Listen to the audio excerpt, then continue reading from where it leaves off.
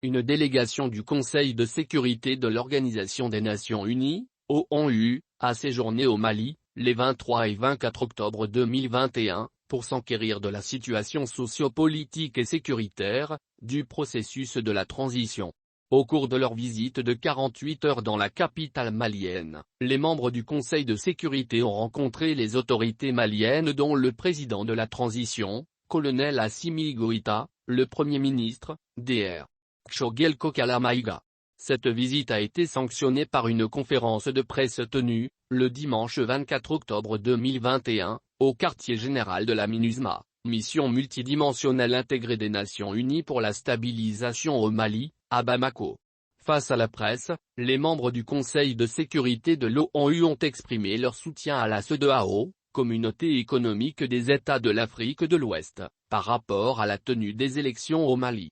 La délégation onusienne arrivée samedi dernier à Bamako, conduite par l'ambassadeur du Kenya auprès de l'ONU, Martin Kimani, était composée de l'ambassadeur du Niger aux Nations Unies, Abdou Abari, le Français Nicolas de Rivière, l'ambassadrice américaine, Linda Thomas Granfield et bien d'autres.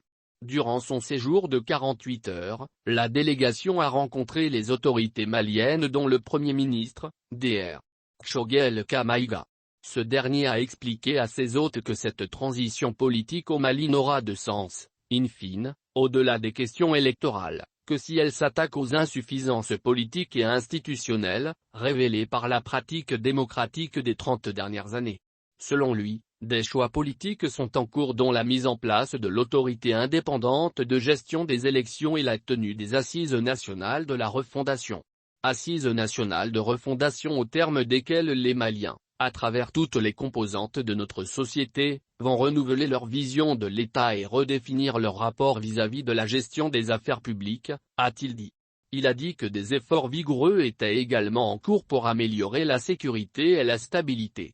Pour le Premier ministre, ces efforts incluaient la poursuite de l'action militaire, la mise en œuvre d'actions politiques, de gouvernance et de développement portant sur la stabilisation du centre et la poursuite de la mise en œuvre de l'accord pour la paix et la réconciliation au Mali issu du processus d'Alger. Choguel Maïga a appelé à un changement de paradigme en matière de sécurité pour améliorer la situation très préoccupante sur le terrain. Ce changement de paradigme interpelle aussi nos partenaires, parmi lesquels la MINUSMA dont la posture et le mandat doivent tenir compte de son environnement d'évolution, a-t-il dit.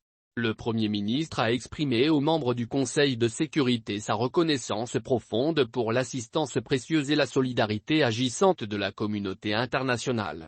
Le Premier ministre exhorte le Conseil de sécurité, ainsi que tous nos partenaires bilatéraux et multilatéraux à apporter leur soutien à la réussite de la transition et à continuer à avoir une lecture réaliste et lucide des défis complexes auxquels le pays est confronté. Après ces différentes rencontres, la délégation a animé une conférence de presse. Nous attendons à présent avec impatience la fin de la période de transition qui doit aboutir à la tenue d'élections, a déclaré devant les hommes médias l'ambassadeur du Kenya auprès de l'ONU, Martin Kimani. Avant de préciser que les 15 membres du Conseil de sécurité sont attachés à la mise en œuvre de l'accord de paix et à la stabilisation du centre du pays.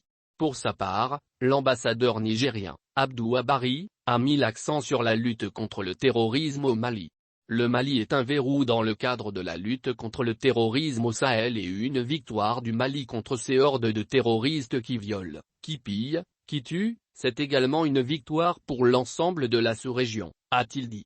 Quant à Nicolas de Rivière, représentant de la France auprès des Nations Unies, il a invité les autorités maliennes à respecter leur propre engagement, c'est-à-dire à organiser les élections mettant un terme à la transition dès que cela sera possible.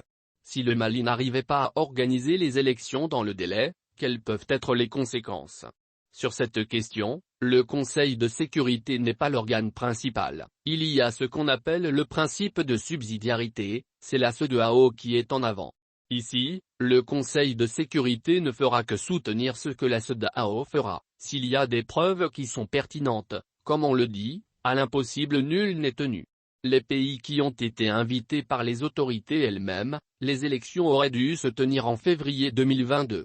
Maintenant, on n'a pas de chronogramme, le calendrier n'est pas sorti, il y a un certain nombre d'États qui ont été décidés par les autorités maliennes. Le Conseil de sécurité ne fera que soutenir la position de chaque État et de gouvernement au sein de la CEDEAO, mais la position de l'Union africaine également, a souligné l'ambassadeur du Niger aux Nations Unies, Abdou Abari.